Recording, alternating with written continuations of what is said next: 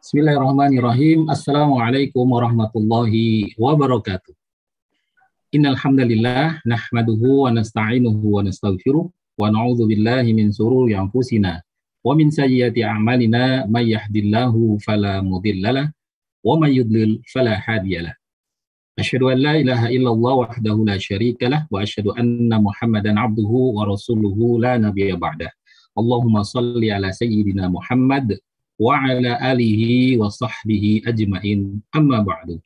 Sahabat peradaban Islam, alhamdulillah rabbil alamin, puja dan puji syukur kita panjatkan kehadirat ilahi Rabbi atas nikmat iman, Islam dan kesehatan, sehingga kita bisa bertemu di acara ini, salah satu acara yang insya Allah akan menjadi penambah amal kebaikan kita semua, yaitu Rubrik Dialogika, sebuah acara diskusi yang kita kemas dengan serius tapi santai, yang diadakan setiap hari Sabtu jam 13 sampai dengan jam 14.30 waktu Indonesia Barat.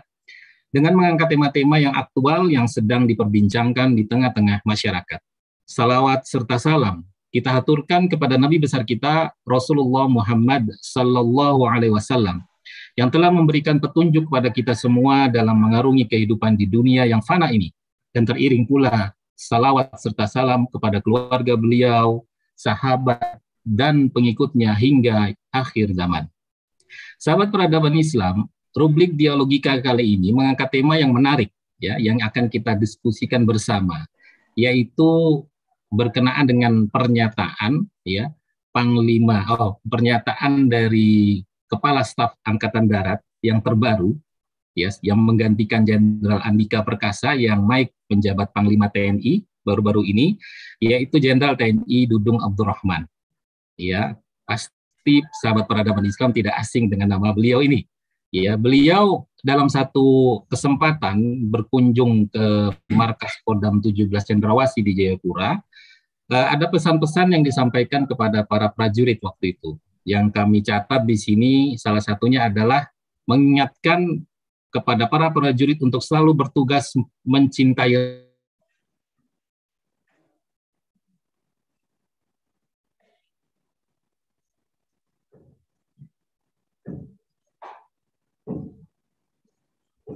bertugas di Papua, jangan menganggap kelompok kriminal bersenjata KKB sebagai musuh. Ya, ia meminta supaya prajurit menganggap mereka sebagai rakyat yang bisa dirangkul dengan hati yang suci dan tulus, serta diberi pemahaman tentang NKRI. Sebelumnya juga beliau pernah menyatakan juga bahwa akan memaksimalkan peran Bintara Pembina Desa atau Babinsa untuk mengantisipasi gerakan radikal. Tentu radikal di sini menjadi tanda tanya, yang seperti apa radikal ini? Yang kalau kita melihat di tengah-tengah kita lebih condong kepada radikal yang menjurus kepada umat Islam yang ingin agak sedikit kritis kepada rezim dan hal-hal yang terkait dengan itu. Nah, di sini beliau mengingatkan bahwa agar Babinsa menyerap segala informasi yang menyangkut perkembangan kelompok-kelompok ekstrim kanan maupun kiri yang ada menjurus kepada radikal tadi. Bahkan beliau bilang, saya bilang, ini pernyataan beliau, kalau ada informasi-informasi saya akan berlakukan seperti zaman Pak Harto dulu. Wah, ya, jadi zaman Pak Harto dulu. Ya, beliau mengatakan para Babinsa ini harus tahu, jarum jatuh pun dia harus tahu. Nah, di sisi lain kita juga pernah melihat atau pernah mendengar gerakan beliau, ya, yang waktu awal-awal itu, bagaimana cukup tegasnya beliau, ya, melakukan aktivitas yang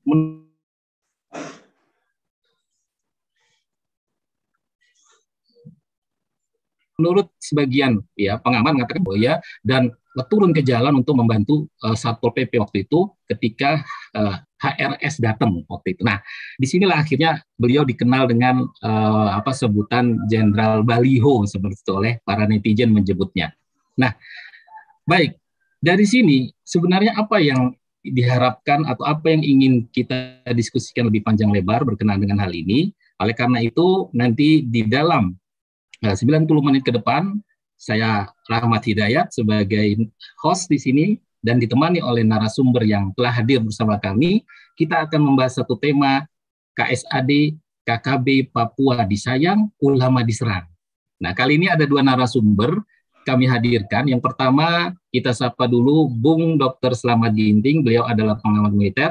Assalamualaikum warahmatullahi wabarakatuh. Bung Slamet Ginting. Waalaikumsalam warahmatullahi wabarakatuh. Terima Alhamdulillah sehat. kasih, kabar baik, alhamdulillah. Alhamdulillah sehat ya, Bung. Alhamdulillah sehat walafiat. Alhamdulillah. Baik, yang kedua yaitu adalah Ustadz Dr. Rian LAG. Beliau adalah pengamat sosial dan politik. Kita sapa beliau. Assalamualaikum, Ustadz Rian. Waalaikumsalam warahmatullahi wabarakatuh. Alhamdulillah baik, Kang Rahmat. Sehat ya, alhamdulillah. Ini sudah siap kopinya ya. Siang-siang begini kayaknya perlu disupport kopi juga ini. Kopi peradaban. Begitu. Baik. Sahabat peradaban Islam, seperti biasa kita ingatkan bagi yang baru hadir di channel YouTube ini, jangan lupa untuk like, share, maupun subscribe ya, dan klik loncengnya, agar Anda bisa selalu update di setiap acara YouTube kami ini. Dan bagi yang hadir di Zoom-nya pada siang hari ini, silakan nanti mengajukan pertanyaan lewat kolom chatting atau raise hand, nanti kita akan berikan kesempatan ketika sesi tanya jawab kita buka. Begitu juga dengan yang hadir di YouTube, silakan nanti tulis di kolom chatting untuk bisa menanyakan kepada dua narasumber ini. Baik, kita akan mulai diskusi ini. Saya izin Dr. Rian untuk memulai diskusi dengan Bung Slamet Ginting dulu. Silakan. Baik, seperti tadi Bung Slamet yang tadi saya sampaikan, narasi yang saya tadi sampaikan bahwa mungkin ini juga menjadi prediksi kita beberapa waktu yang lalu ya, ketika kita adakan diskusi ini, kemungkinan besar yang akan naik jika Jenderal Andika Perkasa menjadi Panglima TNI, maka yang kans yang terbesar itu adalah Pak Dudung Abdurrahman. Dan ternyata benar, Pak Dudung Abdurrahman menjadi KSAD menggantikan Jenderal Andika. Nah, di sini tadi saya katakan pertanyaan awal ini, mengapa Pak Jokowi ini memilih yang bersangkutan dalam hal ini? Apakah tadi kan dulu seingat saya ada beberapa kans jenderal-jenderal lain gitu, tapi akhirnya yang terpilih adalah Pak Dudung Abdurrahman. Mungkin ada tanggapan dari Bung Slamet Ginting terlebih dahulu. Silakan. Ya, terima kasih. Jadi jabatan Panglima Kostrad itu adalah jabatan strategis di antara jabatan-jabatan letnan jenderal lainnya, termasuk misalnya Wakil Kepala Staf Angkatan Darat. Jadi dalam sejarah militer era reformasi ini ada 12 Kepala Staf Angkatan Darat. 6 itu berasal dari Panglima Kostrad. Jadi dalam rentang 3 kasat terakhir itu, mulai dari yang terakhir misalnya Andika Perkasa, kemudian juga Jenderal Mulyono, kemudian Jenderal Gatot Nurmantio, itu 3 kali berturut-turut itu dari Panglima Kostrad. Maka kemudian Jenderal Dudung Abdurrahman ini yang keempat. Sehingga dalam sejarah militer era reformasi, dari 13 kasat itu, 7 berasal dari Panglima Kostrad. Kemudian 2 dari Wakil Kepala Staf Angkatan Darat, 1 dari Sekjen Kementerian Pertahanan, dan 1 lagi dari Sekretaris Menko Polhukam. Jadi memang secara probabilitas itu lebih dari 50% itu berasal dari jabatan Panglima Kostrad, sehingga memang inilah jabatan populer, jabatan strategis gitu untuk melangkah ke jenjang berikutnya. Karena itu dalam analisis saya juga Dudung Abdurrahman itu yang paling berpeluang menjadi Kepala Staf Angkatan Darat, dan itu akhirnya memang terbukti. Tentu ini bukan hanya dilihat ketika yang bersangkutan menjadi Panglima Kostrad saja, tetapi juga jabatan-jabatan sebelumnya. Misalnya jabatan Panglima Kodam Jaya, itu kan jabatan strategis karena berada di wilayah ibu kota negara. Nah, kemudian juga sebelumnya jabatan Gubernur Akademi Militer itu adalah pendidik, ya, jadi pendidik bagi taruna 3 angkatan dan kepolisian. Nah, jadi seluruh taruna ketika di awal itu masuk pendidikan dulu di akademi militer baik angkatan darat, laut, udara, dan juga kepolisian. Kepolisian juga sekarang begitu. Baru setelah itu disebar masuk ke akademi militer, akademi angkatan laut, akademi angkatan udara, dan akademi kepolisian. Maka kita harus melihat utuh seorang Dudung Abdurrahman ini dari jabatan-jabatan perwira tingginya, misalnya mulai dari wakil asisten teritorial angkatan darat, wakil gubernur akademi militer, gubernur akademi militer, kemudian Panglima Kodam Jaya, Panglima Kostrat, dan sekarang Kepala Staf Angkatan Darat.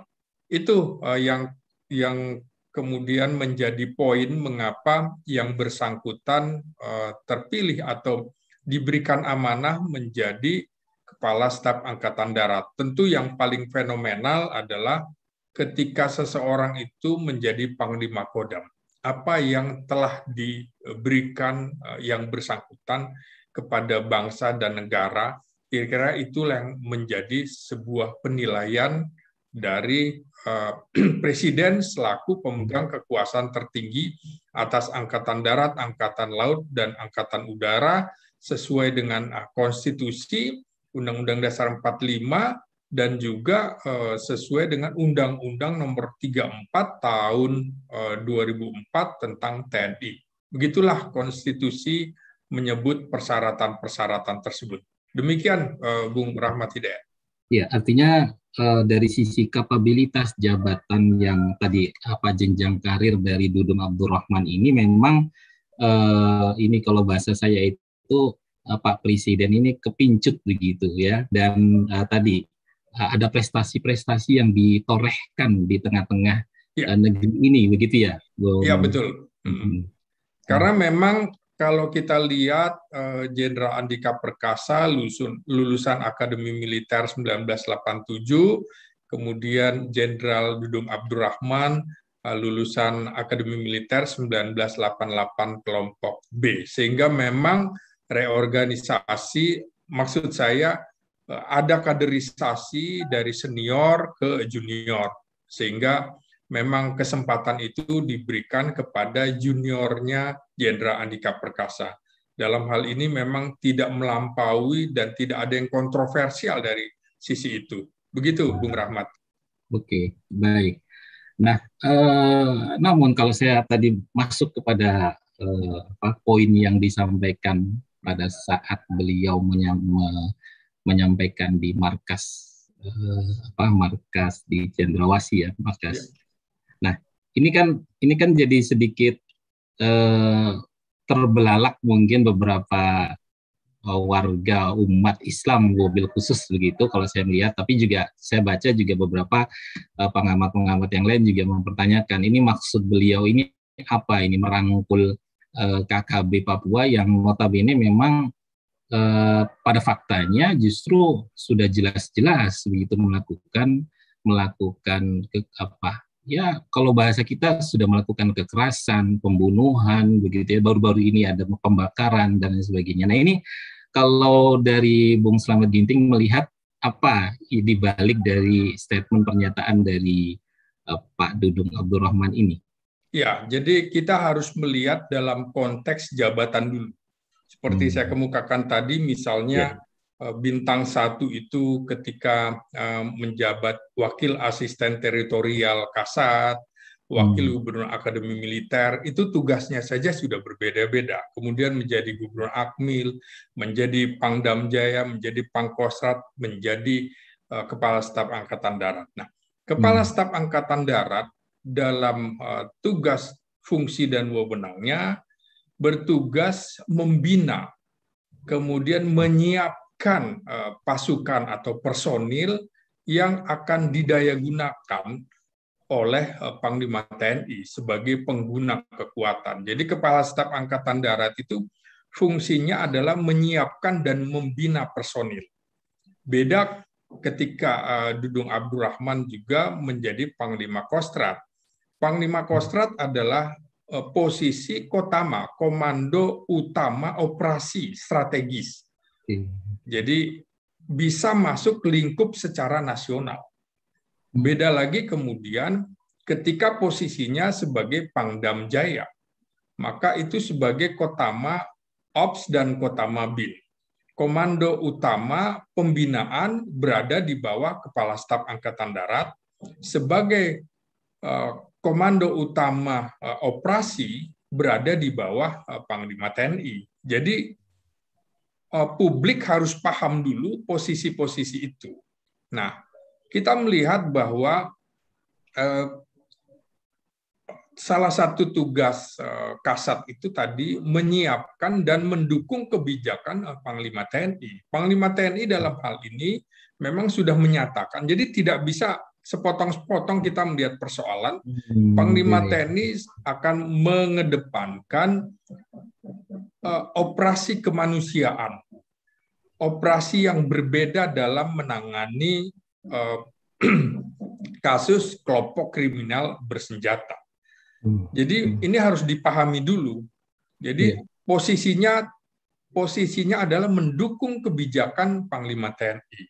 Nah, kalau melihat kasus-kasus ini akan berbeda sekali karena pada bulan April 2021 ini pemerintah melalui Menteri Polhukam Profesor Mahfud MD sudah menyatakan bahwa ini adalah masuk dalam kelompok teroris bahkan. Ya. Jadi kita juga harus melihat dalam posisi apakah pernyataan ini pernyataan teknis, pernyataan teknis, taktik atau strategis. Nah, itu kalau kita melihat kasus KKB ini kan menjadi isu separatisme, isu dunia, sehingga kemudian yang harus diungkapkan adalah maka yang dikatakannya harus merangkul karena dia adalah warga kita yang barangkali belum menyadari bahwa apa yang dilakukannya keliru. Karena itu untuk mengedepan kata-kata ini adalah bentuk dari menerjemahkan bahwa ini akan dikedepankan operasi teritorial. Operasi teritorial itu bentuknya adalah menembak hati rakyat, gitu, sehingga merangkul dulu, kemudian tentu bukan berdiri sendiri.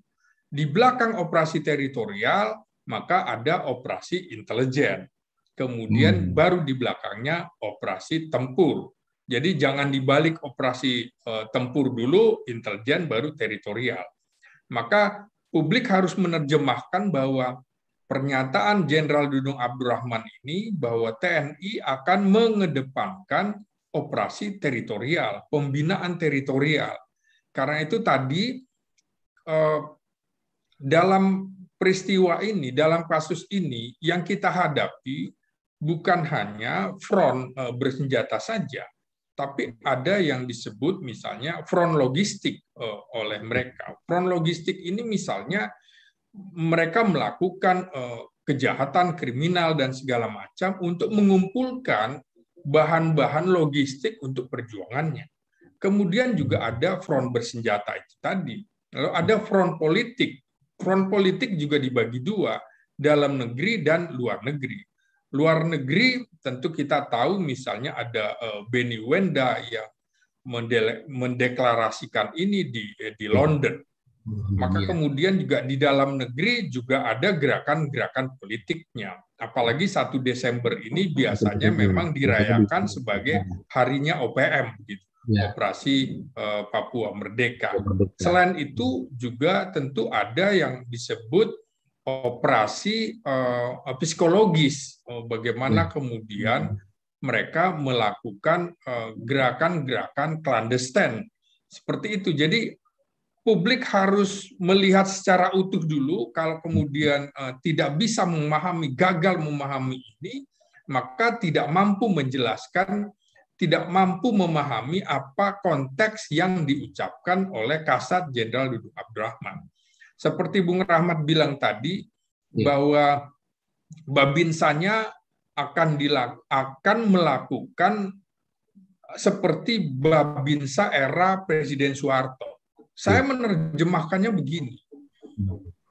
sehingga misalnya ada paku jatuh sekalipun, maka Babinsa harus tahu. Maka ini artinya bahwa akan mengedepankan atau memberikan pendidikan pelatihan intelijen kepada Babinsa agar fungsinya itu lebih berkualitas lagi dalam memahami apa yang terjadi gejolak di masyarakat. Kemudian kalau Anda katakan tadi radikal Anda terjemahkan sebagai kelompok yang anti terhadap pemerintah, saya tidak melihat seperti itu.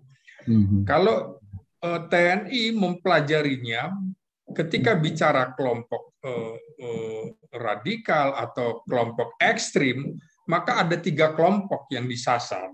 Pertama, ekstrim kanan itu keagamaan, tentu bukan cuma satu agama, tapi agama-agama lain. Begitu. Kemudian kelompok kiri itu adalah kelompok komunis dan kekiri-kirian, dan satu lagi ekstrim tengah.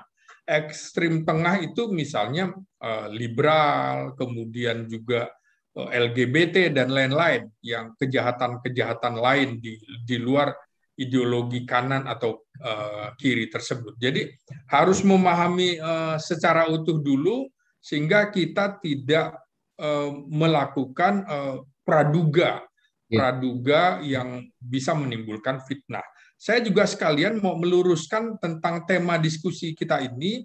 Judulnya menurut saya terlalu bombastis dan provokatif, barangkali nanti akan menimbulkan narasi-narasi kebencian. Mestinya kita tidak begitu. Lalu kalau dari sisi bahasa Indonesia, saya kritik juga ini judulnya, misalnya disayang.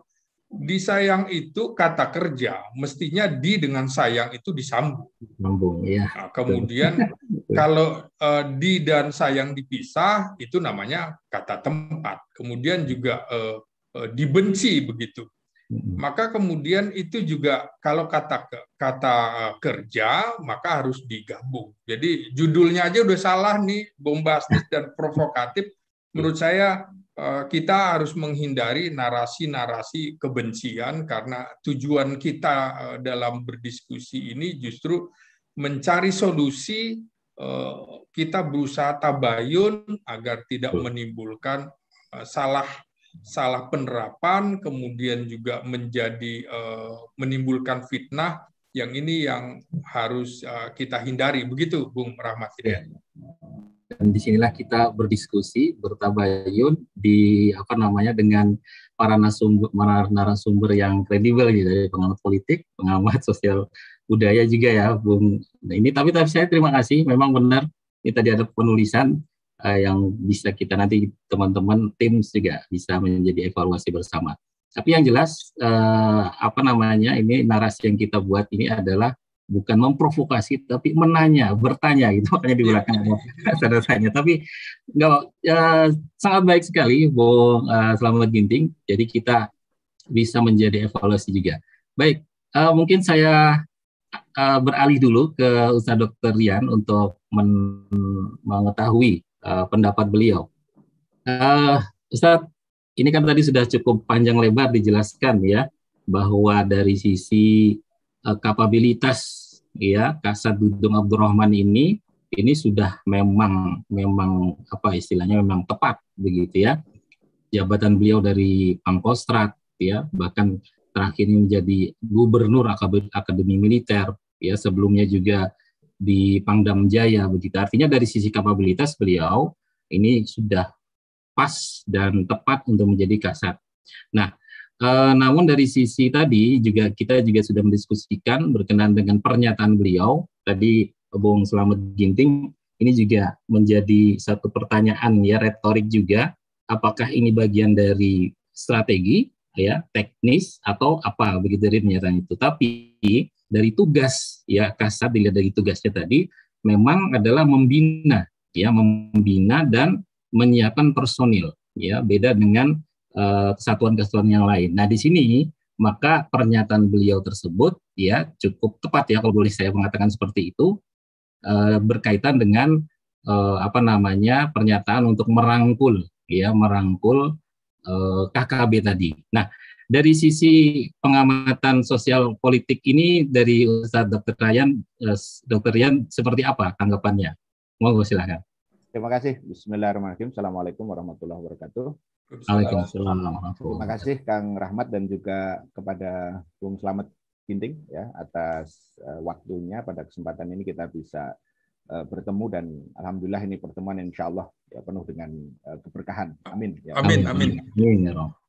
Yang pertama, Kang Rahmat, kalau kita lihat memang tadi sudah dijelaskan sebenarnya bahwa dalam konteks pemilihan ya di dalam satu jabatan tentu saja ada dua pertimbangan ya. Jadi yang pertimbangan yang sifatnya teknis dan juga tentu saja pertimbangan yang non teknis gitu ya. Jadi kalau saya melihat dari aspek yang terkait dengan teknis ya, dalam pengertian teknis ini kapabilitas ya, kemudian pengalaman, pengetahuan dan seterusnya. Saya kira tadi yang sudah dijelaskan oleh Bung Slamet sudah sangat memadai begitu ya, karena insya Allah beliau ini kan salah satu wartawan kita ya yang penuh dengan pengalaman ya di dunia jurnalistik di bidang militer. Nah, tentu ini hal yang sesuatu yang normal ya, yang biasa karena memang tentu setiap jabatan kan membutuhkan orang yang tepat. Jadi man behind the gun lah begitu kira-kira, dengan kemudian berbagai kriteria-kriteria yang itu tentu secara organisasi, apalagi TNI ini adalah salah satu mungkin bisa jadi bahkan sekarang ini banyak pihak mengatakan satu-satunya organisasi mungkin ya yang paling siap ya di dalam proses kaderisasi dalam konteks leadership atau kepemimpinan secara sistematis mulai dari sejak masuk ya sampai kemudian nanti menempuh atau meniti karir ya sampai kemudian nanti pada proses promosi-promosi yang tadi dilakukan dalam berbagai posisi yang strategis. Kemudian catatan saya adalah bahwa dalam konteks yang non teknis ini yang saya kira mungkin saya teringat mungkin Bung Slamet juga saya kira paham betul ya kalau para jenderal itu ada satu ungkapan ya. Kalau sudah bintang itu biasanya nanti berbeda istilahnya konfigurasi politiknya. Ada relasi kuasa lah sebutlah gitu kira-kira di situ yang itu memang kemudian mau tidak mau diakui atau tidak memang sering kali kemudian menjadi faktor yang juga memberikan kontribusi gitu ya. Jadi faktor non teknis ini sebutlah sebagai faktor politis yang memang kemudian itu akan juga banyak memberikan kontribusi. Artinya apa? Bahwa relasi antara teknis dan non teknis itu sebenarnya memang hal yang biasa saja begitu ya. Jadi kalau ada seorang Dudung Abdurrahman yang kemudian tadi secara pengalaman lengkap lah begitu kira-kira, tetapi juga kemudian ada beberapa catatan non teknis gitu ya, artinya dalam konteks politis dalam arti letak ya atau titik beliau saat ini di dalam konstelasi politik yang ada, saya kira ini adalah sesuatu yang masih bisa dikatakan menurut saya normal meskipun ada juga lompatan karena dalam 1 tahun terakhir ini ya mungkin untuk sampai bintang 4 itu kan cukup tanda kutip mengesankan gitu ya dengan berbagai catatan tadi itu. Nah, artinya apa? Bahwa ada faktor non teknis yang memang perlu untuk kemudian diperhatikan. Dan kalau tadi bicara dengan apa yang disampaikan oleh Kang Rahmat tadi terkait dengan beberapa poin, saya memang memberikan catatan dalam konteks bagaimana beliau kemudian meletakkan gitu ya personifikasi beliau ini di tengah-tengah situasi politik. Kenapa? Karena politik memang terkait dengan pengaturan urusan-urusan publik. Tapi politik juga bisa bermakna persepsi. Begitu ya dalam konteks. Mohon maaf Ustadz Rian, sebelum dilanjut suaranya agak kecil ini. Bisa didekatkan mic-nya atau di sudah jelas belum? Sekarang cukup jelas. Cukup jelas. Oke. Udah cukup ya. Cukup ya.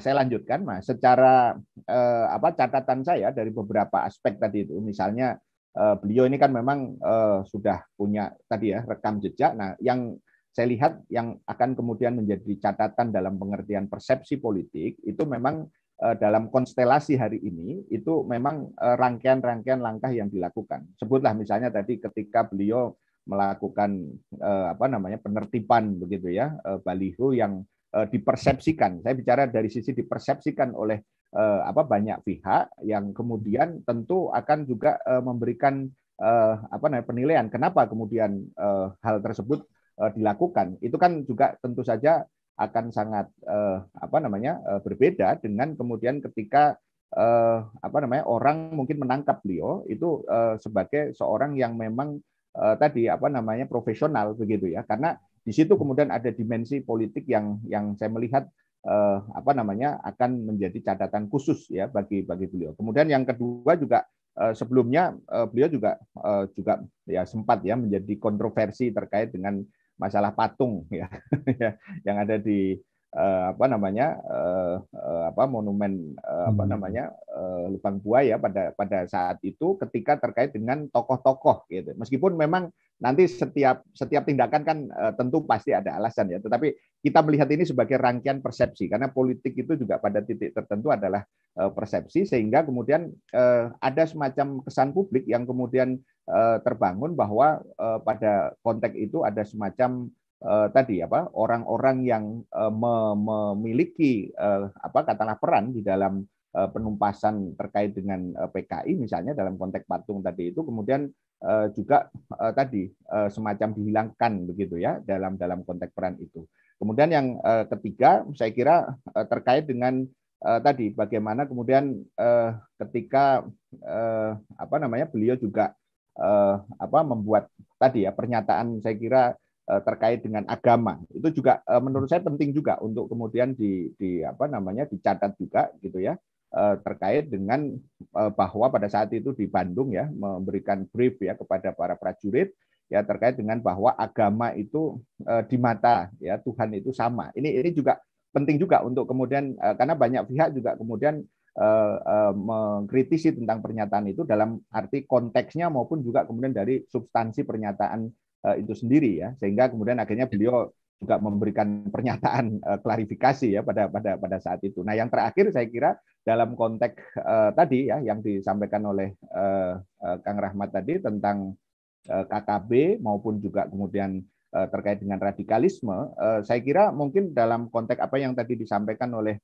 Bung Slamet mungkin bisa difahami begitu ya, tetapi di ranah publik saya melihat di situ ada semacam persepsi yang berbeda ketika kemudian melihat ada semacam publik melihat apa namanya ketidak equivalent ya, jadi tidak kesetaraan ketika kemudian melihat. Meskipun tadi kita tahu bahwa tentu ada konteksnya begitu ya, tapi ini kan namanya sekarang apa namanya media sosial begitu ya. Kita melihat dan persepsi itu kan nanti terbangun dari rangkaian-rangkaian tadi yang sudah terjadi sebelumnya. Sehingga kalau tadi ada bahasa KKB itu kemudian dirangkul begitu ya, dalam konteks tertentu bisa dipahami, tetapi tentu orang kan juga mempersoalkan kenapa kemudian pihak yang sekian tadi apa namanya tindakannya itu melakukan berbagai apa namanya kekerasan ya katakanlah tadi sudah ada aspek terorisme begitu kan itu juga tidak ada semacam tindakan tegas begitu. Ini tentu kan harapan publik ya. Jadi yang kemudian itu bisa dipersepsi karena TNI kan tentu dikaitkannya dengan persepsi apa ketegasan tadi ya kalau kemudian tadi terhadap baliho ya dalam konteks ini wah ini apalagi ini sesuatu yang sifatnya separatis begitu kan. Nah, ini juga tentu penting dan ini publik menunggu sekarang ini bagaimana kemudian konteks tadi ketegasan itu meskipun kita paham bahwa apa KSAD dalam konteks ini atau TNI secara keseluruhan tidak ditempatkan sebagai apa aktor utama di dalam penyelesaian kasus separatisme ini karena polisilah yang kemudian ada di apa namanya di leader dalam konteks leading sektornya yang ada di situ. Dan terakhir yang terkait dengan tadi radikalisme, saya kira ini yang juga tadi saya apa namanya berharap sebenarnya ini tidak menjadi tadi ya kontroversial, tapi tadi sekali lagi ini di ruang publik begitu ya, ketika kemudian berbicara tentang tadi bahwa ada semacam kesan radikalisme itu kemudian akan di apa namanya tadi tumpas habis lah begitu kira-kira bahkan kalau perlu dengan menggunakan cara-cara orde baru ini saya kira juga akan mengembalikan memori karena sekali lagi diksi ya, seorang pemimpin ketika kemudian dia memilih diksi, ketika kemudian dia menyampaikan pernyataan, walaupun tadi memang tentu ada konteks tertentu dan tetapi jangan lupa bahwa publik akan susah untuk memahami itu pada titik tertentu ketika persepsi sebelumnya itu sudah kemudian terjadi begitu. Sehingga dalam konteks inilah saya melihat pribadi beliau yang sebenarnya kemudian tadi kalau dari track record itu sebenarnya sudah apa namanya lengkap lah begitu ya dengan segala macam kemampuan teknis dan kapabilitas, tapi ketika masuk pada wilayah non teknis dengan kemudian pernyataan-pernyataan dan hal-hal yang terjadi sebelumnya, saya melihat ini berpotensi ya, saya ingin katakan berpotensi untuk kemudian menimbulkan mispersepsi. Nah, ini pentingnya saya kira posisi ini betul-betul juga difahami oleh Pak Dudung sendiri, karena kalau tidak nanti akan sulit untuk kemudian tadi katakanlah membersihkan atau menjernihkan begitu ya persepsi-persepsi tadi itu. Dan kalau itu sudah nanti menjadi persepsi, maka politik akan bergerak pada titik itu gitu. Itu saya kira catatan awal saya, Kang Rahmat, terhadap apa yang tadi dilakukan dalam konteks tadi sepak terjang Pak Dudung ini. Itu. Iya. Iya. Dan kalau saya boleh menanggapi juga, artinya di sini kan ada juga netizen yang memahami gitu ya, mendukung gitu. Kalau kita lihat kan ada kubu-kubu juga di publik ya, Ustaz ya. Artinya publik yang mengambil momen Pak Dudung waktu itu menurunkan baliho ya dengan momen bahwa ini mendukung rezim dan sebagainya. Tapi di sisi lain juga ada yang mensupport, bagus, itu memang harus itu, karena memang mereka itu ada potensi melakukan radikalisme di tengah-tengah masyarakat. Artinya mispersepsi itu pun sudah terbangun atau sudah terbentuk di tengah-tengah masyarakat dengan pernyataan tadi yang beliau. Ada juga yang menyatakan bahwa harusnya beliau ini mengeluarkan statement-statement yang justru mengarah kepada yang tugas beliau ini. Nah, kalau menurut pandangan Ustadz sendiri, dengan pernyataan merangkul tadi, kalau tadi bahasanya sih memang tugas dari Kasatnya adalah memberikan pembinaan, menyiapkan personil. Nah, KKB ini bisa nggak begitu? Bahkan saya baca gitu di salah satu berita bahwa mereka juga ibaratnya mimpi gitu. Ada pernyataan di berita, mimpi kalau kita mau dirangkul begitu, karena tadi track record mereka itu sudah melakukan berbagai macam tindakan fisik begitu. Nah, menurut pandangan Ustadz Rian ini seberapa jauh begitu yang akan istilahnya yang didapatkan dari statement beliau tadi untuk merangkul, sementara yang dirangkul bahasanya ogah itu, emoh bahasanya begitu. Gimana? Ya, kalau menurut saya secara sosiologis kan gini, salah satu problem bangsa ini ya, terutama saya kira mungkin setelah 2014 ya. Jadi setelah kemudian kita mengalami proses pemilu yang begitu luar biasa lah begitu kan. Memang keterbelahan itu ada gitu kan. Jadi fakta inilah yang sebenarnya ya, kalau dari secara pribadi saya melihat ini sebenarnya adalah tentu tugas ya daripada para pemimpin seharusnya untuk kemudian merekatkan begitu ya istilahnya berbagai polaritas yang kemudian ada dalam konteks kontestasi di dalam pemilu itu sendiri. Tetapi yang justru terjadi saya melihat selama katakanlah satu periode pertama begitu ya dari Pak Jokowi ya, kemudian disambung dengan adanya pemilu yang kedua 2019 dan kemudian itu juga tanda kutip ya berdarah-darah begitu ya ya gitu ya dengan berbagai ini, tapi kemudian orang mendapatkan hasil dengan satu ungkapan yang mungkin ini bisa menjadi satu refleksi tersendiri juga, beli satu dapat dua lah gitu kira-kira.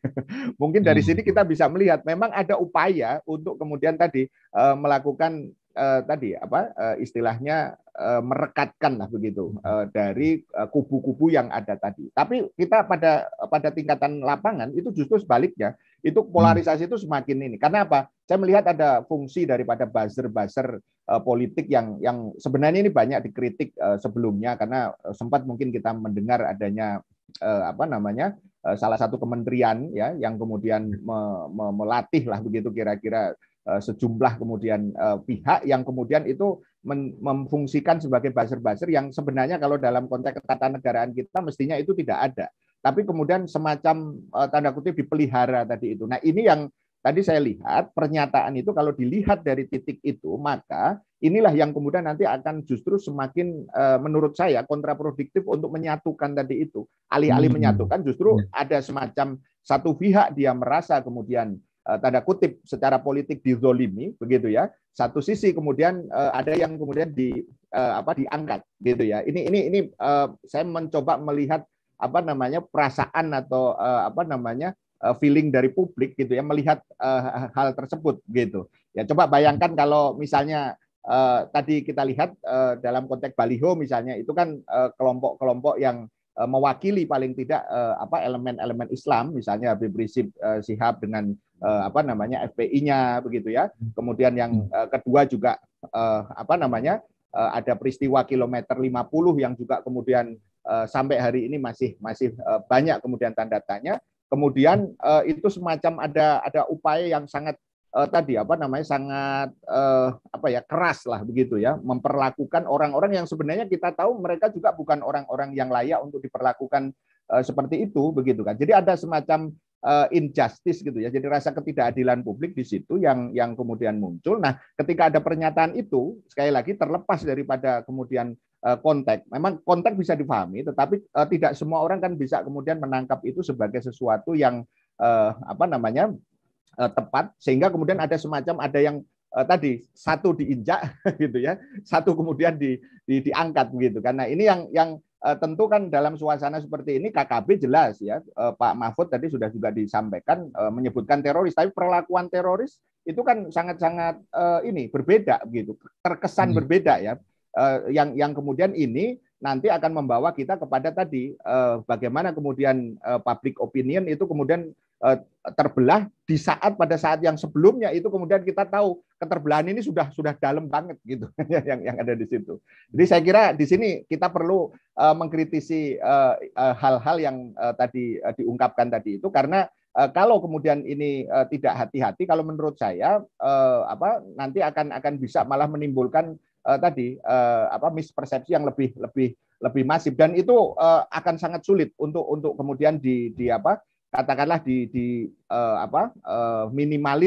diminimalisir gitu sehingga yang terjadi kita mesti sebagai tadi para bagian daripada intelektual juga senantiasa berusaha agar justru bangsa ini tidak semakin dalam ke situ gitu ya. Tapi pernyataan yang seperti itu akan berpotensi menurut saya untuk terjadinya keterbelahan tadi itu dari sisi apa yang terjadi di lapangan.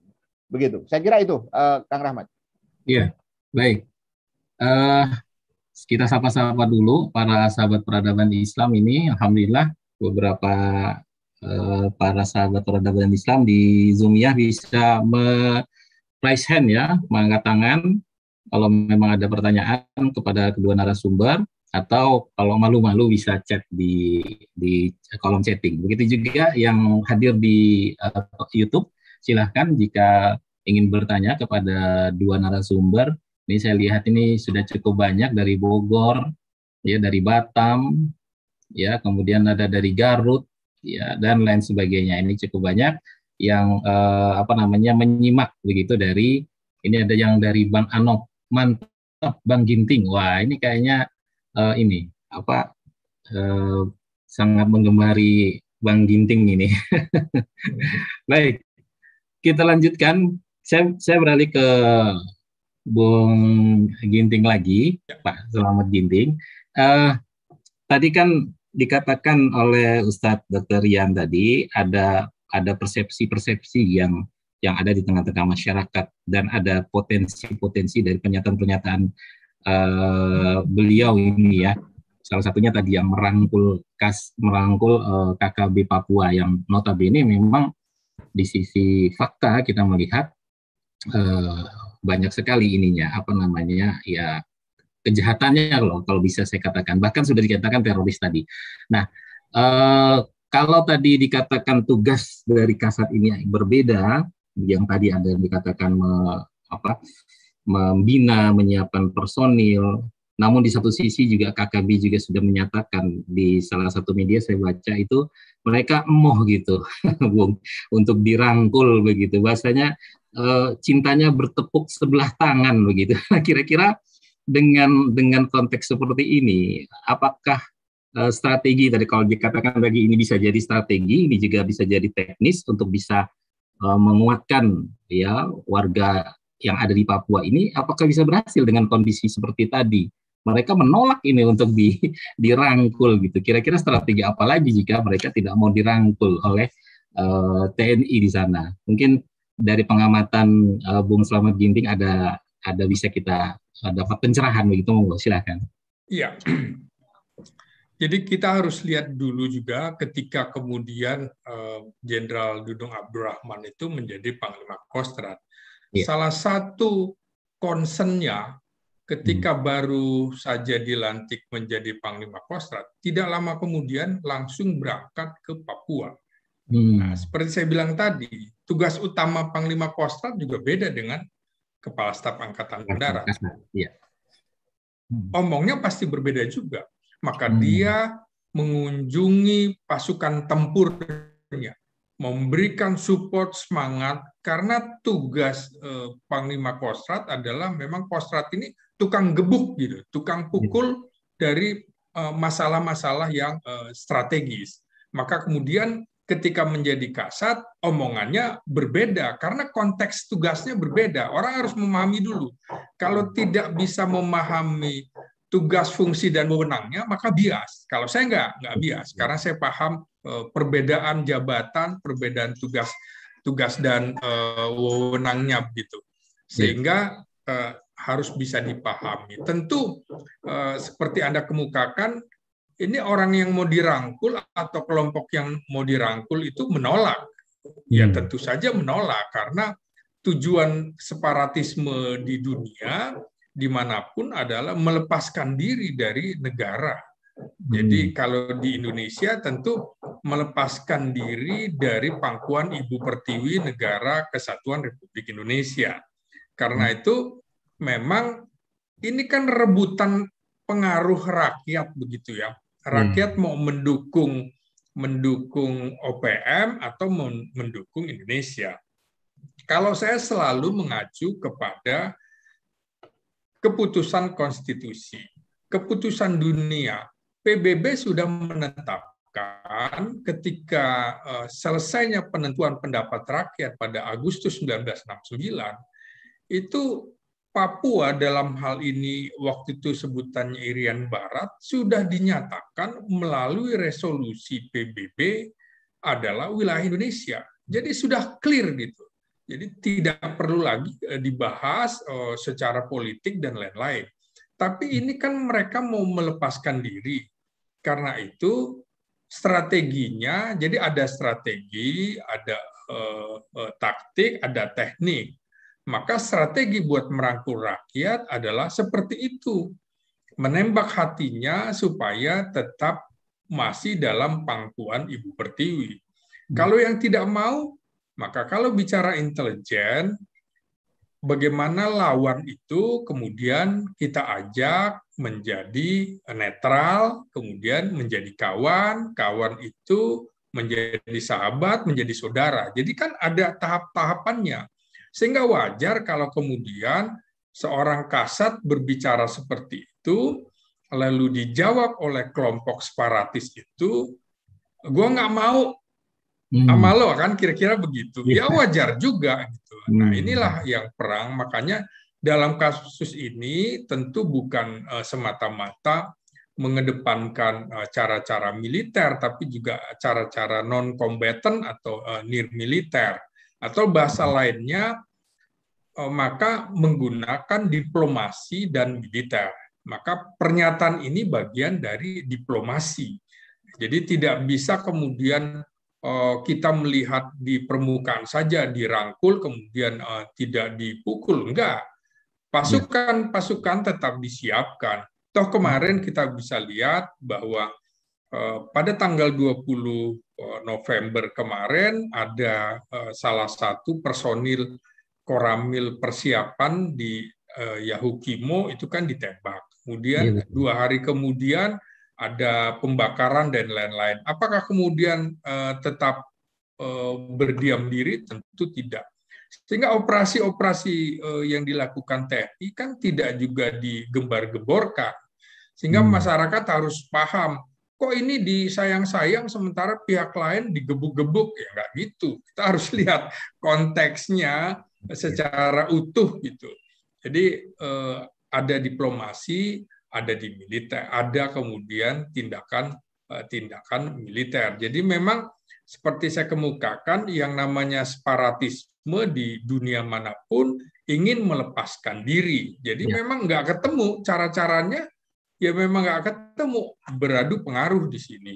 Makanya saya bilang tadi, tentu ada front bersenjata. Mereka tuh mengklaim dirinya Tentara Nasional Pembebasan Papua Barat. Itu berarti ada front bersenjatanya, ada front politiknya, ada front logistik, ada front psikologis. Jadi ya sama, kita juga melakukan hal-hal yang sama. Sehingga kalau kemudian masyarakat melihatnya hanya di permukaan, tidak ketemu. Gitu. Sama dengan tadi, bagaimana soal baliho? Kita harus melihat juga konteks kedatangan misalnya Habib Rizik itu setelah 3 tahun di pengasingan, begitu kira-kira, kan kemudian muncul baliho-baliho yang barangkali kemudian bukan hanya di Jakarta, tapi di sejumlah provinsi juga. Dan laporannya kan sama juga. Ketika Satpol PP sudah menurunkan, dipasang lagi. Diturunkan, dipasang lagi. Nah ini kan seperti tidak ada kemudian kepatuhan terhadap hukum. Anda tahu bahwa kemudian ada Kapolda Metro Jaya, ada Kapolda Jawa Barat dicopot karena kemudian dianggap tidak mampu menegakkan hukum di wilayahnya. Artinya apa? Satpol PP sudah dianggap tidak mampu, kepolisian tidak mampu, kemudian secara konstitusi maka TNI punya tugas melindungi segenap bangsa dan negara, menjaga keutuhan wilayah.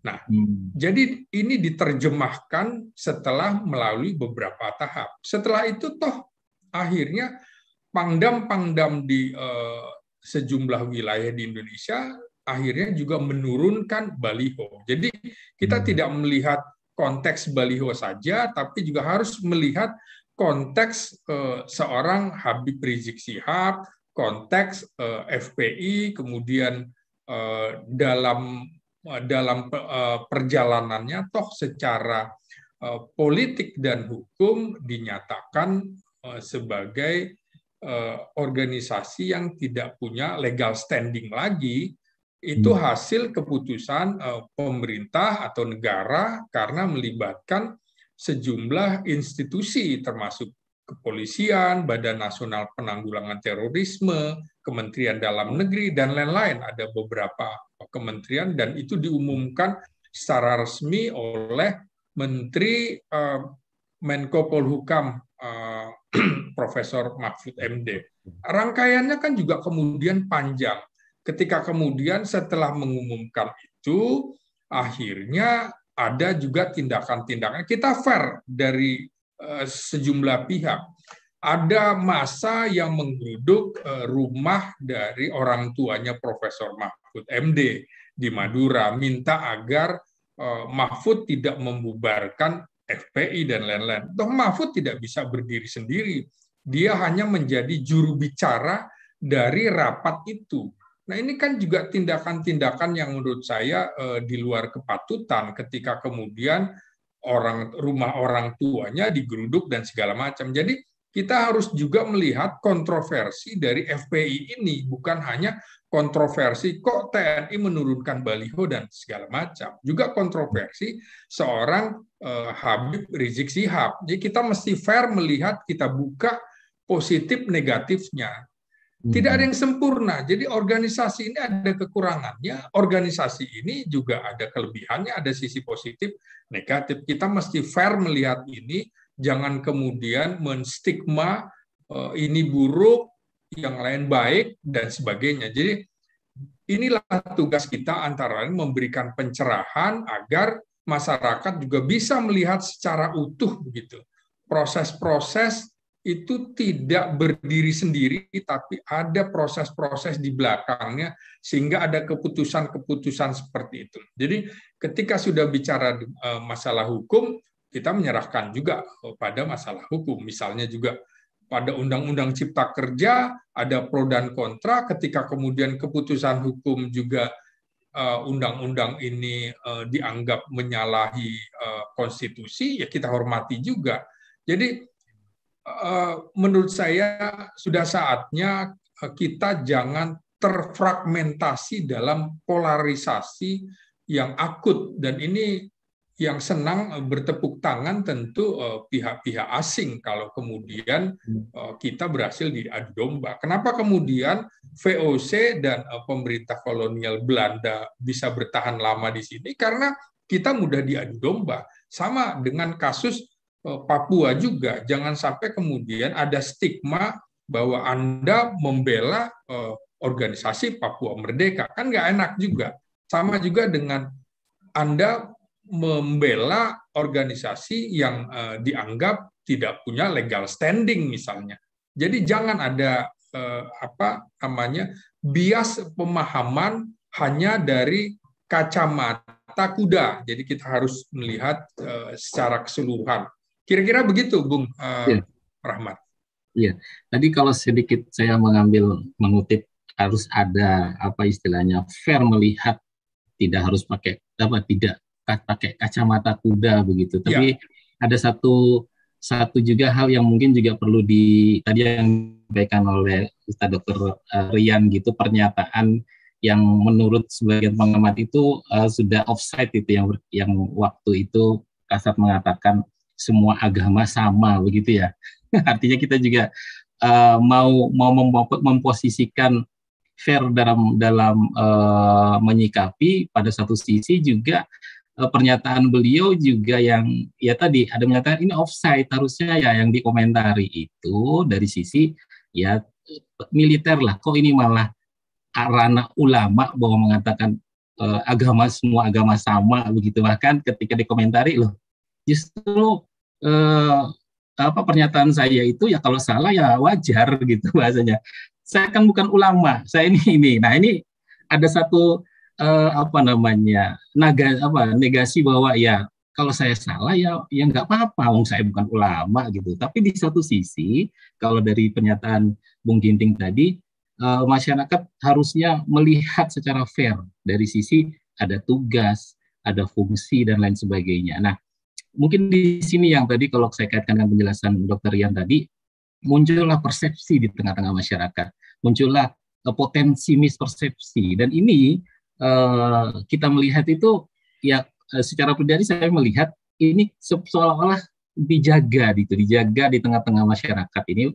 Mohon nanti dikoreksi apabila kurang tepat untuk melanggengkan. Jadi rezim ini kan kalau saya melihat ini ada beberapa hal yang mungkin kontroversi ya, beberapa keputusannya. Tadi Bung Ginting mengatakan Cipta Kerja yang sekarang lagi sudah diputuskan oleh MK tidak berlaku, tapi tidak berlaku nanti 2 tahun lagi begitu. Ya 2 tahun lagi baru sah gitu. Tapi ya ini 2 tahun sekarang undang-undang ini masih berlaku gitu. Makanya beberapa di podcast saya melihat itu ada juga yang mengomentari hal seperti itu. Nah, di sini saya melihat tuh pemerintah dalam hal ini rezim sekarang itu membuat potensi mispersepsi di tengah-tengah masyarakat. Begitu juga terkait dengan tema yang kita angkat ini, sehingga ya mungkin bahasa saya akhirnya muncul kewajaran perbedaan gini. Nah, menurut Bung Ginting hal seperti ini gitu. Ya kalau kita melihat ini yang senang tadi orang luar nih, tapi Bung kita sendiri yang membuat begitu, Bung. Gimana tanggapan? Bung Ginting sendiri? Saya awali dari pernyataan Dudung Abdurrahman sebagai Panglima Kostrad waktu itu mengucapkan hal seperti itu yang dianggap kontroversi di Batalion Zenit Tempur 9 di Bandung, di ujung Berung Bandung. Nah, jadi memang sekali lagi saya melihatnya konteks dalam pengertian ini dia sedang berhadapan dengan prajurit yang berbeda agama dan keyakinannya, sehingga dia harus membesarkan hati bukan cuma pemeluk agama Islam saja, dia harus memposisikan dirinya sebagai Panglima Kostrad bahwa agama semua benar, itu tentu dalam persepsi masing-masing, gitu. Masing-masing merasa bahwa Tuhan itu mengakui agamanya. Jadi kemudian polemik ini kan akhirnya diluruskan oleh Jenderal Dudung Abdurrahman dengan memberikan penjelasan langsung kepada MUI bahwa kalau saya berbicara dengan prajurit yang beragama Islam, maka saya akan mengatakan bahwa Islam agama yang diakui dan diridhoi oleh Allah, kira-kira begitu. Tapi kan saya tidak bisa mengatakan itu kepada prajurit yang agamanya berbeda. Jadi harus dipahami ini, menurut saya persoalan ini sudah sama-sama dipahami. Nah, kemudian konteks judul tadi yang ulama tadi gimana KKB disayang, yang ulama diserang. Gitu. Ulama diserang. Nah, ulama yang diserang ini kan juga menimbulkan persepsi dari judul itu. Padahal kan dalam pengertian ini kasusnya adalah kasus ketika berhadapan dengan Habib Rizik dengan FPI-nya. Apakah kemudian itu Habib Rizik itu mewakili semua ulama? Menurut saya tidak juga. Ulama juga berbeda-beda, punya pendapat, punya persepsi, punya kebijakan yang berbeda-beda. Nah, saya tanyakan juga kepada yang bersangkutan, kenapa kemudian misalnya Anda berbuat seperti itu? Apakah Anda benci ulama? Tidak. Saya dibesarkan juga dari keluarga Muslim. Yang saya tentang adalah perilakunya, bukan ulamanya. Karena itu memang kita harus bisa memilah. Jangan lupa juga kemudian mungkin banyak yang belum tahu ketika yang bersangkutan menjadi asisten personil Kodam Wirabuana di Makassar, yang bersangkutan itu memualafkan sekitar 150 orang Indonesia Timur. Ini orang nggak tahu. Kemudian bagaimana kemudian dia mewakafkan beberapa tanahnya untuk pesantren. Itu banyak catatan-catatan. Tapi saya bilang, kenapa Anda tidak ungkap gini? Saya tidak mau dipersepsikan menjadi ria. Sama juga ketika kemudian, kenapa tidak adil terhadap umat Islam? Jangan lupa dia memecat Taruna ketika dia menjadi gubernur Akmil, itu Taruna non-Muslim. Tegas di situ. Kemudian juga ketika menjadi wakil komandan batalion bertugas di Maluku, dia juga menyelamatkan umat Kristiani di situ. Dia juga menyelamatkan umat Islam. Jadi kalau kemudian tidak memahami secara utuh tugas-tugas operasinya, ketika berhadapan dengan kelompok-kelompok ini dipersepsikan sebagai memusuhi atau menyerang ulama, menurut saya nggak tepat juga. Kita harus lihat konteks per konteks, jangan kemudian membuat kesimpulan yang simplistis. Jadi kita harus melihatkan tugas-tugasnya. Ketika kemudian ketika misalnya Habib Rizik misalnya bilang, oh beraninya nurunkan baliho, berangkatlah ke Papua. Ini kan juga artinya Habib Rizik tidak tahu tugas Pangdam Jaya. Pangdam Jaya wilayahnya anak Jabodetabek, kan kira-kira begitu. Nggak bisa ke Papua. Tapi begitu menjadi Panglima Kostrad langsung ke Papua. Artinya dibuktikan, kita harus lihat dulu tugas-tugasnya. Juga ketika yang bersangkutan bertugas dalam operasi-operasi di Papua misalnya juga. Sama dengan ketika operasi di Aceh, apakah yang lain juga tahu? Dia sebagai komandan batalion, pasukan Dudung Abdurrahman itu di ranselnya itu membawa kain kafan. Membawa kain kafan artinya kalau saja kemudian ada orang GAM yang terbunuh dalam pertempuran, kita harus memakamkannya secara Islam. Kita harus menyolatkannya. Ini kan banyak publik tidak tahu bahwa bagaimana kemudian dia bagian dari tentara yang punya komitmen keislaman. Loh, dia bilang, saya ini marbot sejak SMP, SMA. Saya berdagang dari mana ke mana. Saya sebagai anak yatim begitu, saya berjualan dan tidur di masjid-masjid, kemudian saya juga membersihkan masjid, ya saya bagian dari marbot. Kemudian kenapa kemudian saya dicap seperti memusuhi ulama? Gak begitu. Sekarang kalau kemana-mana dia juga membawa ulama. Jadi ulama ini kan tidak bisa diklaim, oh kalau yang bukan kelompok ini maka itu ulama yang berbeda. Nggak begitu kita melihatnya. Cobalah kita semua bertabayun. Kenapa kemudian sesama anak bangsa, sesama Muslim juga saling membenci? Ini lagi-lagi seperti saya bilang. Kita ini termakan pada isu adu domba terus, seolah-olah sudah kalau di pemerintah itu tidak benar, di oposisi benar, atau di pemerintah benar, oposisi tidak benar. Enggak begitu. Jadi ada pemerintah yang keliru, kita kritik. Ada oposisi yang keliru, kita kritik juga. Kapan oposisi baik kita bilang baik, kapan pemerintah bilang pemerintah baik kita bilang baik, pemerintah tidak baik kita bilang tidak baik. Maka kemudian saya sebagai pengamat juga tidak ada beban. Kapan yang bersangkutan harus saya kritik, kapan yang ini harus kita puji. Makanya misalnya seperti saya kritik judul tema ini. Ketika yang baik, saya tentu kemudian dukung gitu. Tapi saya kan tidak bisa membiarkan. Lagi-lagi semua masing-masing. Lagi-lagi kesempurnaan itu hanya milik Allah gitu ya. Jadi seorang Dudung Abdurrahman tentu punya ketidaksempurnaan, begitu juga misalnya seorang Habib Rizik mempunyai ketidaksempurnaan. Jangan kemudian yang ini selalu dibenarkan, yang lain selalu disalahkan, dengan juga sebaliknya. Enggak begitu. Jadi lebih enak barangkali hanya karena persoalan komunikasi kita jadi seperti ini.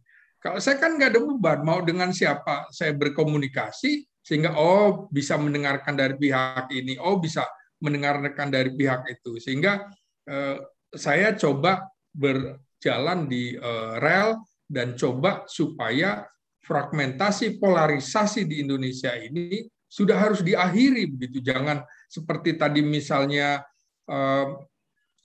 Kang Rian bilang ini sudah semakin mengental. Jadi salah satu tugas kita dalam diskusi ini tabayunlah, kalau bisa ayo kita perkuat bangsa ini, kita saling melengkapi sekalian memperbaiki sehingga tidak ada kontroversi-kontroversi yang akan menuai perpecahan.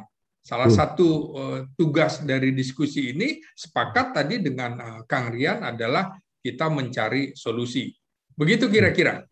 Iya, Bung Slamet, kalau saya mendengarkan secara panjang tadi penjelasan dan kapabilitas dari Pak Dudung, pribadinya yang ternyata Masya Allah cukup baik begitu. Ini apakah ada kemungkinan ini ke depannya bisa menjadi Panglima TNI ini, yang mana Andika Perkasa ini kan hanya sekedar 1 tahun aja nih ya, kurang lebih 1 tahun begitu.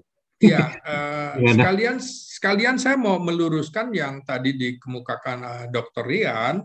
Ya. Sebenarnya siapapun ketika sudah bintang 3 itu punya peluang menjadi bintang 4 jadi Kasat. Sama juga Andika tidak 1 tahun bintang 3-nya kemudian jadi kasat. Sama juga Jenderal Dudung tidak sampai setahun bintang 3-nya jadi kasat. Begitu juga Jenderal Mulyono, kemudian juga Jenderal Gatot Nurmantio, apalagi kemudian waktu itu misalnya Panglima TNI Hadi Cahyanto juga hanya hitungan berapa bulan kemudian menjadi Kepala Staf Angkatan Udara begitu ya, nggak sampai 6 bulan menjadi Kepala Staf Angkatan Udara. Tapi intinya adalah siapapun bintang 3 maka dia punya peluang. Nah, sama sekarang dengan bagaimana peluang Jenderal Dudung Abdurrahman menjadi Panglima TNI.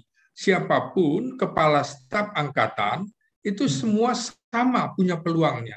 Kebetulan usianya hampir sama. Artinya kalau Andika Perkasa tidak diperpanjang dalam rentang Desember 2022 itu tidak diperpanjang, maka kemudian Jenderal Dudung Abdurrahman punya peluang yang sama dengan Laksamana Yudo Margono yang usia pensiunnya juga kalau lanjut menjadi Panglima TNI cuma 1 tahun juga. Dua-duanya kelahiran sama, kelahiran 65.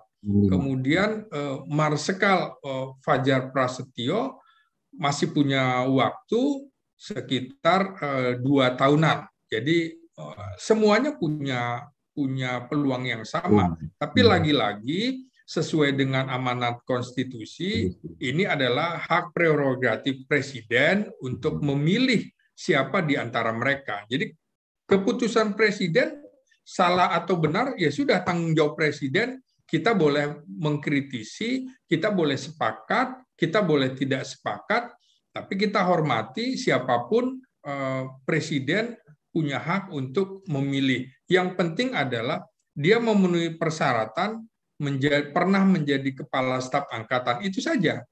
Saya pikir Dudung punya peluang ke depan menjadi Panglima TNI. Lagi-lagi ini kembali kepada kewenangan presiden yang punya hak untuk memilih Panglima TNI. Begitu Bung Rahmat Hidayat. Iya, Masya Allah. Artinya peluangnya ada gitu ya. Baik. Ada peluangnya. Siap. Baik, saya beralih dulu ke ini, belum ada pertanyaan tapi ada pernyataan ini di YouTube dari Bang Anop bahwa TNI harus berdiri di tengah-tengah rakyat. Pejabat negara harus memiliki retorika yang cerdas saat berbicara di publik. Nah, ini cukup bagus juga pernyataan dari beliau ini. Terima kasih Bang Anop yang lagi menyimak di YouTube. Teman-teman yang lain di Zoom ya, sahabat peradaban Islam, kalau memang ada pertanyaan silahkan dituliskan di chat atau raise hand ya. Sambil kita menunggu pertanyaan, saya beralih kepada Dr. Ustadz Rian. Tadi ada pernyataan, mari kita perkuat bangsa ini, Ustadz. Dari sisi kita ketahui bahwa bangsa ini mayoritas adalah kaum muslimin. Nah, kalau kita baca dari konteks judul kita juga ya terkait dengan kemiliteran begitu ya, pandangan Islam ya mengenai pemberontakan yang tadi sebenarnya pada sisi fakta kan kita sudah lihat mereka sudah juga memproklamirkan 1 Desember sebagai kemerdekaannya begitu. Nah, sebenarnya pandangan Islam berkaitan dengan pemberontakan seperti ini yang sudah jelas, apakah memang merangkulnya atau seperti apa begitu? Mungkin bisa dijelaskan dari konteks ini. Terima kasih. Sebelum ke situ, saya mungkin juga tambahkan beberapa poin ya tadi ya. Yang saya kira yang pertama saya setuju tadi dengan apa yang disampaikan oleh Bang Ginting terkait dengan memang kita perlu ya, bahkan bukan hanya perlu tapi harus ya untuk kemudian ya bahasa saya sih menyembuhkan gitu ya bangsa ini gitu. Tapi memang kita mesti melihat tadi sentrum ya daripada persoalan yang kemudian menimbulkan berbagai kontroversi itu dari titik mana begitu kan, sehingga memang kita akan bisa melihat pada sisi tadi objektivitas kita bisa melihat itu sebagai sesuatu yang apa adanya, tetapi ketika kita bicara tentang persepsi memang publik juga akan tadi memiliki berbagai tadi istilahnya pandangan-pandangan yang memang itu dibangun dengan proses yang panjang tadi itu, sehingga dari sini kita bisa melihat bahwa apa yang kemudian terjadi dari rangkaian, ya, kalau tadi saya melihat beberapa poin momen yang tadi sudah dijelaskan oleh Bang Ginting terkait dengan Pak Dudung, ya tentu sangat boleh jadi itu dilihat secara berbeda gitu. Artinya oleh pihak lain yang kemudian merasa bahwa dirinya memang mungkin bisa jadi tidak memiliki akses, atau kemudian juga pada titik tertentu juga punya pengalaman yang memang tidak bisa disalahkan begitu saja begitu. Karena apa? Karena memang tidak sedikit ya catatan-catatan yang terkait dengan ini, seperti yang tadi saya katakan, ada faktor-faktor non politik yang kemudian memang dipersepsikan publik yang tentu tidak semata-mata tentang kapabilitas tadi itu. Betul bahwa misalnya dari sisi pribadi sejak kecil dan tadi disampaikan memiliki istilahnya karakter begitu ya. Tetapi pada titik ini Bang Ginting, saya lihat ada konteks politik yang kemudian tadi meletakkan tadi Pak Dudung ini dalam sebuah tujuan dan target tertentu. Nah, ini yang tentu kita ingin kritisi dari sisi itu, dan saya sepakat bahwa pemerintah bisa salah, bisa benar, masyarakat juga kemudian bisa salah, bisa benar. Nah, disinilah menurut saya kritik ini kemudian memang menjadi sesuatu yang normal gitu ya, menjadi sesuatu yang tidak ada masalah, dan ini harus dilakukan, termasuk juga baik untuk sisi saya mencoba untuk meletakkan profil Pak Dudung ini dalam konteks mewakili daripada rezim atau pemerintah hari ini yang tentu kan itu dilihat secara utuh, secara komprehensif begitu. Itu saya kira poin pertama di situ, sehingga kritisi tadi itu saya kira juga dalam konteks ini bisa punya standpoint juga begitu ya. Bukan berarti bahwa kemudian para ulama dalam hal ini Habib Rizik juga tidak punya salah, tentu tidak begitu konteksnya. Tetapi adalah bagaimana melihat persoalan-persoalan ini dalam konteks yang lebih luas. Karena memang pernyataan-pernyataan yang tadi saya kira bagus apa yang disampaikan oleh salah seorang pemirsa tadi tentang diksi, tentang kemudian juga konteks dalam pejabat publik. Saya kira ini penting untuk kemudian digarisbawahi gitu. Nah, kemudian yang kedua, memang kalau kita bicara Papua, dalam beberapa diskusi saya juga sering sampaikan bahwa persoalan Papua ini kan mesti diselesaikan secara komprehensif.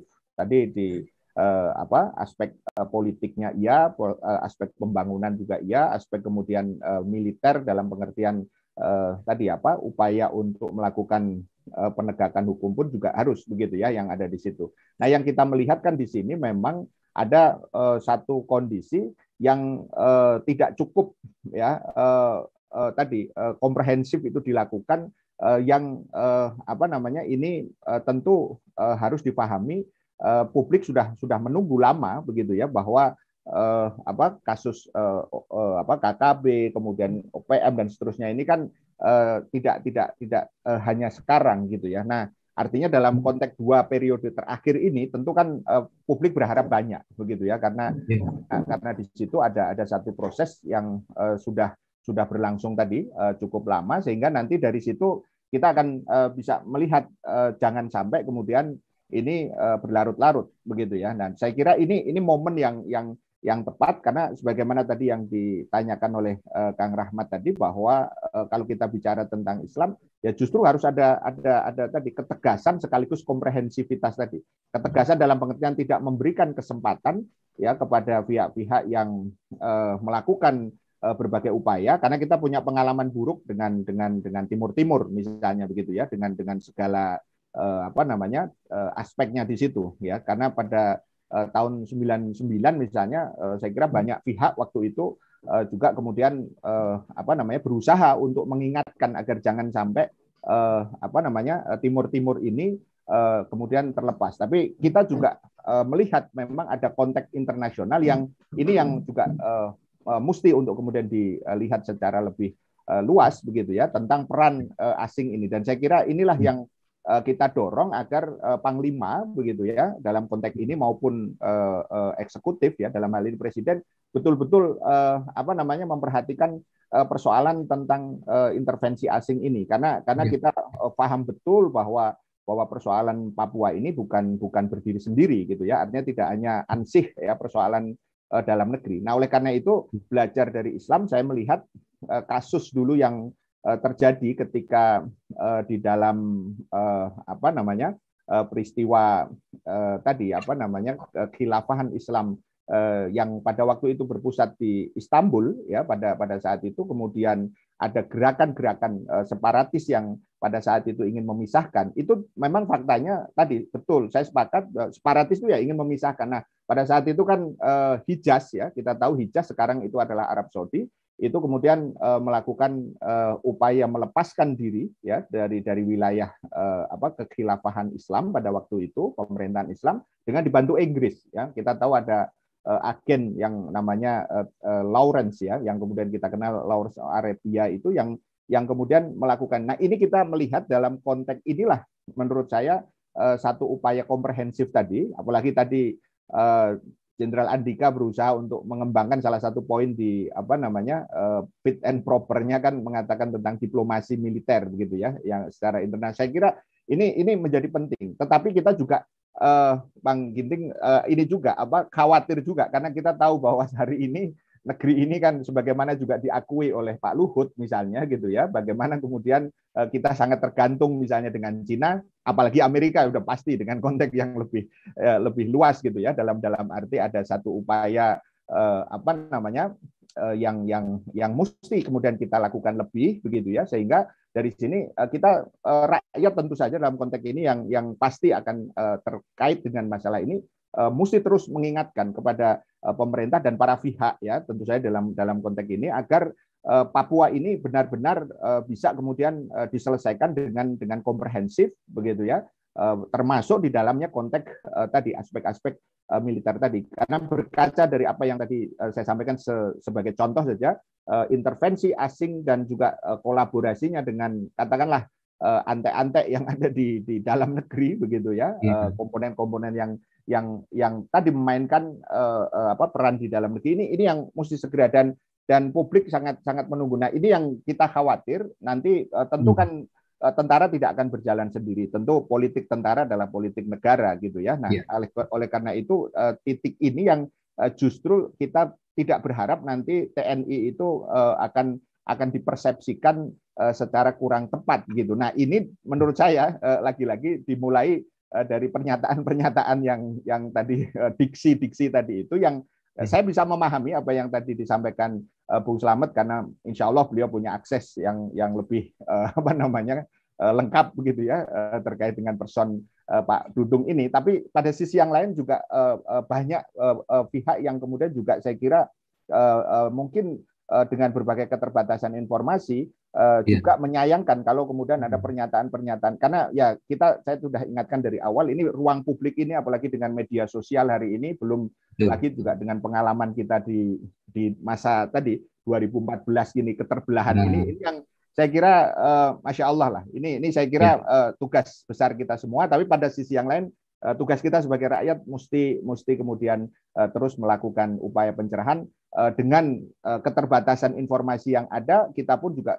melihat bahwa ada banyak hal yang mesti kemudian juga diperbaiki. Saya kira itu Kang Rahmat. Ya, satu pertanyaan terakhir kepada Bung Slamet Ginting ini. Apa yang ditunggu begitu? Kenapa pemerintahan kita tidak tegas terhadap OPM ini, Bung? Karena kan kita tahu mereka sudah dinyatakan gerombolan separatis. Mereka sudah mengeluarkan statement merdeka. Artinya tadi kalau saya kaitkan dengan penjelasan Ustadz Dr. Rian tadi, perlu ketegasan. Nah ini Indonesia butuh apa lagi nih? Sudah clear begitu bahwa OPM ini jelas ini harusnya sudah ditindak tegas gitu. Nah ini menurut Bung Slamet Ginting gimana? Sekaligus mungkin juga sebagai closing statement karena waktu kita juga sudah menipis gini. Silakan. Di mute ininya, Bung, bisa di unmute dulu. Oke, baik. lagi-lagi kita punya pengalaman buruk lepasnya Timur Timur. Iya.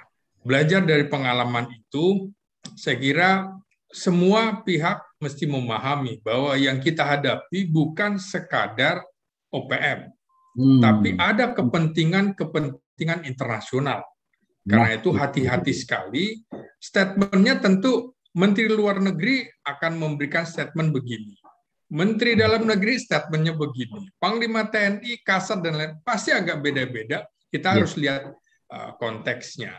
Karena itu tadi sudah juga dikemukakan oleh Dr. Rian ini, bahwa kita sekarang sedang berada di dalam pertarungan perang dingin antara Amerika Serikat dengan Cina. Karena itu pasti mempengaruhi kondisi politik dalam negeri kita. Karena itu juga saya ingin mengajak teman-teman semua, pemirsa, kita punya pengalaman buruk ketika Jenderal Ahmad Yani dan jenderal-jenderal lain itu terbunuh hanya karena fitnah-fitnah, ya sama dengan ini tadi, misalnya fitnah bahwa jenderal ini anti-Islam dan lain-lain. Itu akan menjadi makanan empuk oleh pihak-pihak lain. Kita tahu bahwa ketika tahun 65 ada pahlawan revolusi kita yang terbunuh, ada pihak-pihak asing yang bertepuk tangan. Karena ini memang bagian dari perang dingin. Nah, kita juga sekarang harus melihat itu. Gitu. Jangan sampai kemudian kita membuat narasi-narasi kebencian terhadap seseorang, terhadap pihak-pihak tertentu, misalnya jenderal ini anti-Islam, jenderal ini menyerang ulama. Kalau kemudian ini menjadi sasaran, kita bagian dari yang menghasut massa, memprovokasi massa.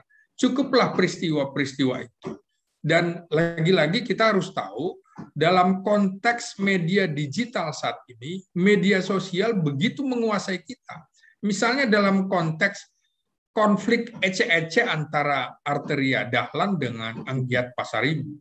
Kemudian wartawan menanyakan kepada Panglima TNI, Andika Perkasa. Itu bukan wilayahnya Panglima TNI untuk menjawab wilayah yang ece-ece ini, kan begitu. Tapi kemudian medsos mendramatisasi gitu. Maka kemudian orang akhirnya menghujat Andika juga. Apain sih Panglima TNI mengomentari yang begitu-gitu? Loh, bukan begitu. Wartawan menanyakan. Maka kemudian jawabannya, ini bukan ranah saya, ini urusan polisi militer kalau itu menyangkut militer. Jadi saya sebagai wartawan jadi tahu betul konteks-konteks itu. Dan kalau ada isu-isu, saya juga langsung menanyakan. Misalnya kepada Jenderal Andika Perkasa, saya langsung tanyakan. Kepada Jenderal Dudung Abdurrahman, saya juga langsung tanyakan. Sehingga kemudian saya mendapat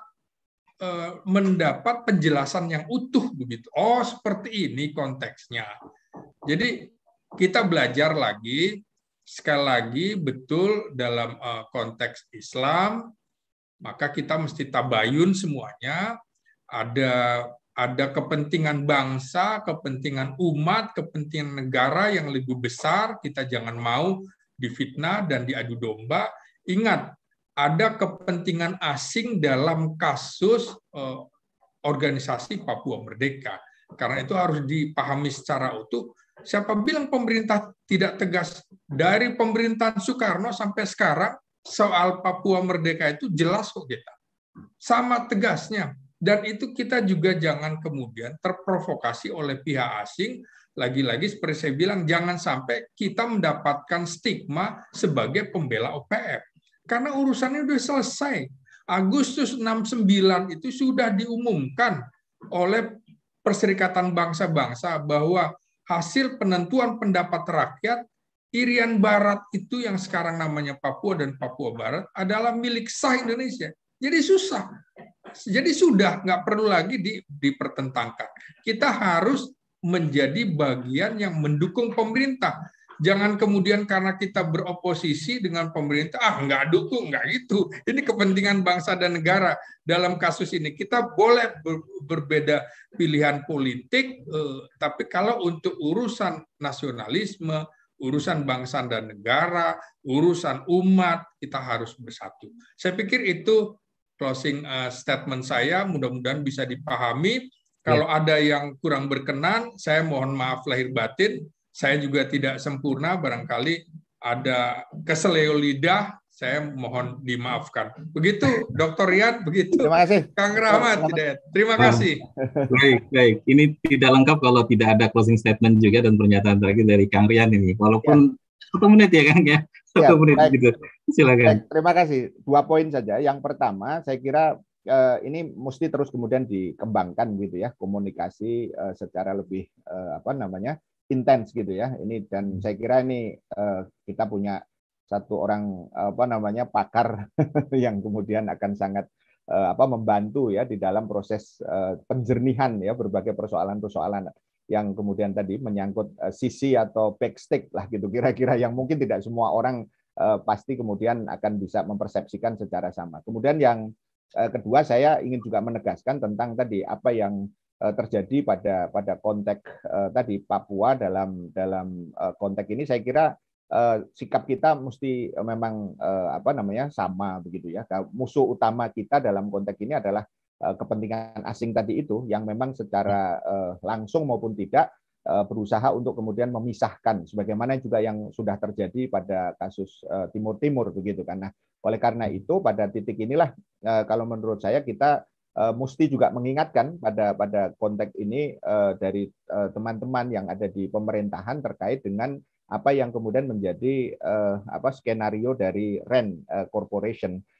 Saya kira Bung Slamet Ginting sangat paham juga tentang persoalan ini, yaitu terkait dengan pasca 2001 ya, setelah kemudian peristiwa 9/11 ya, terkait dengan war on terrorism yang kemudian akhirnya kita juga mengenal apa yang sekarang dengan war on radicalism ya, karena saya mengacu kepada apa yang disampaikan pada tahun 2019 kemarin dari sumber-sumber internal ya daripada istana, yang memang kemudian dengan tegas menyampaikan terkait dengan masalah upaya untuk kemudian pembersihan apa yang disebut dengan radikalisme ini. Nah, ini saya kira dalam konteks ini gitu ya, baik dalam konteks radikalisme yang ujungnya adalah separatisme gitu ya, maupun juga kemudian dalam konteks radikalisme yang saat ini kemudian banyak dijadikan sebagai salah satu narasi ya untuk kemudian melakukan upaya-upaya tadi, melakukan istilahnya adu domba atau tadi yang saya katakan sebagai politik belah bambu, ini mesti kemudian juga diakhiri, karena saya ingin menegaskan RAND itu kan ada yang memposisikannya itu ada yang fundamentalis gitu ya, ada yang kemudian tradisionalis, kemudian ada yang sekuler, dan kemudian ada yang moderat. Nah, ini yang kita khawatirkan, Bang Ginting, itu salah satunya adalah bahwa antara narasi yang tradisionalis dengan kemudian fundamentalis atau radikal itu senantiasa dijadikan sebagai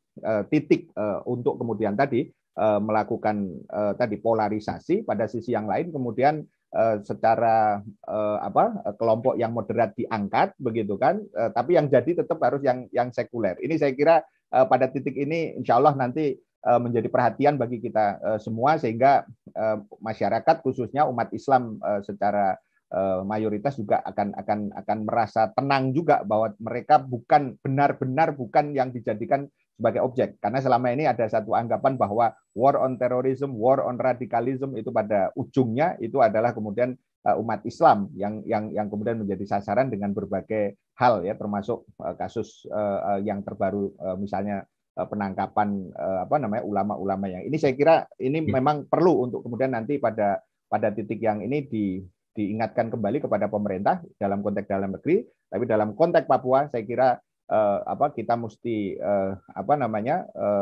betul-betul tegas gitu ya, bahwa tidak ada ruang di situ untuk kemudian asing memainkan, dan juga jangan sampai dibantu atau difasilitasi oleh unsur-unsur atau elemen-elemen dalam negeri siapapun mereka. Saya kira itu Kang Rahmat. Terima kasih. Mohon maaf juga kalau ada hal yang tidak berkenan. Assalamualaikum warahmatullahi wabarakatuh.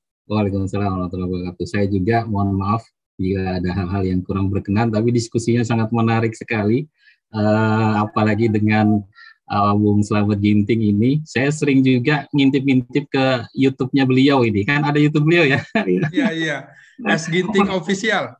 S Ginting Official. Nah, itu saya juga sering mengikuti gitu, karena tema-temanya cukup menarik begitu. Nanti bisa kita meluncur lagi. Dan satu tadi hal, mungkin nanti lain waktu diberi kesempatan jika ada tema-tema yang menarik berkaitan dengan militer, mungkin Bung Ginting, Slamet Ginting bisa kita undang kembali.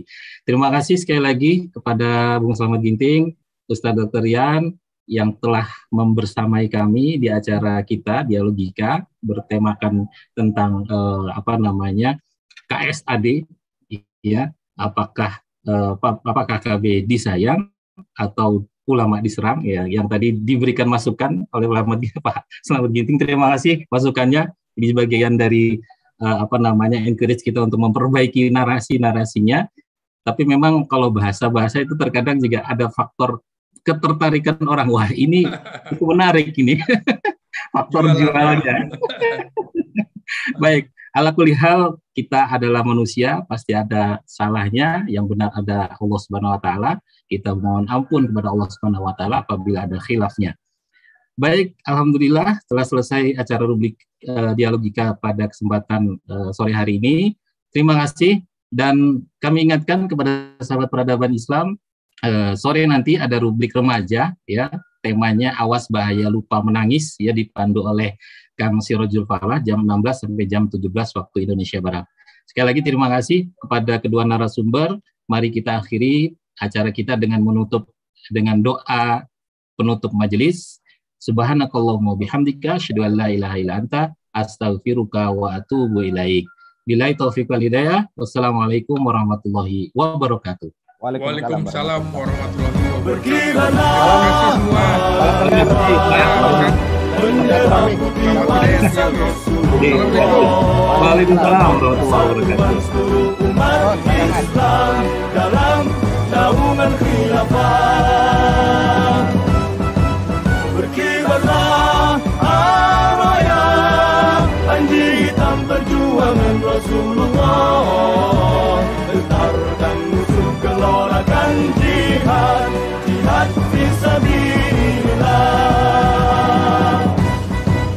Berkibarlah, berkibarlah.